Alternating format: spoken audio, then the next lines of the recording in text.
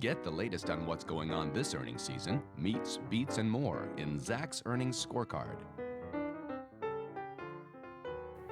Let's see what the score is on some large cap companies now with Eric Dutram. Eric is the editor of Zach's Surprise Trader. He's got about three here who piqued his interest, starting with Pfizer. Yep, Pfizer's first up. This healthcare company has really been not really in the news lately, but it's been a lot more in focus given that it's more of a safer name and investors are starting to look for a little bit more safety here as of late. Company reports Tuesday before the bell. If we look to their chart, we can see they have a pretty great track record when it comes to beating earnings estimates. Company hasn't missed since early 2013, so that's a really great streak of beating and meeting estimates. Shares have really run up here in the last couple weeks and months, but it does have a B for its fundamental score, so that is a pretty good sign given its move higher.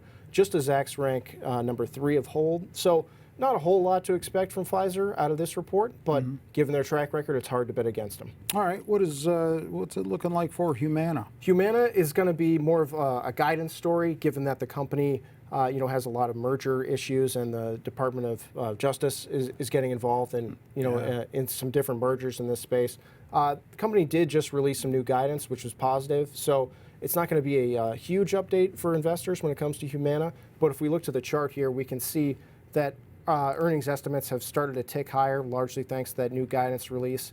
And it does have a little bit choppier of a track record when it comes to beats and misses at earnings season. Share prices have been doing pretty well, and that's thanks to a lot of these new changes in healthcare laws over the last couple of years. So it's actually been a pretty great trend for Humana. The company does have a Zacks rank 2 and a A for its VGM score, so some pretty nice fundamentals there, and a positive earnings ESP. So I think investors are probably looking for a beat here, but nothing too spectacular. Then there's Procter Gamble, company that's been around for a while. Yeah, you could definitely say that. Procter Gamble is another safe company. We've seen a lot of investors trend into these safer consumer staples type names over the last couple of weeks. So it's going to be a little bit dicey for Procter Gamble to live up to these loftier expectations. If we look to the chart, though, we can see that the company does have a pretty good track record when it comes to beating estimates. Hasn't missed since late 2014. But it's sort of a concern for investors going into this report are these falling earnings estimate numbers. We can see things sort of bottoming out here.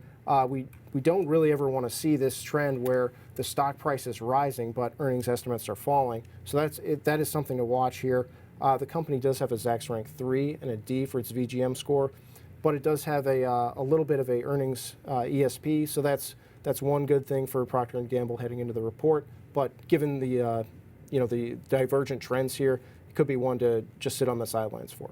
All right. Own any of these? I have a couple shares of Pfizer. Oh, all right. Full disclosure. Yeah. Check out more information, as always, on our website, Zacks.com, there for your review. Link to it all off the homepage. In the meantime, with Eric, I'm Terry Ruffalo.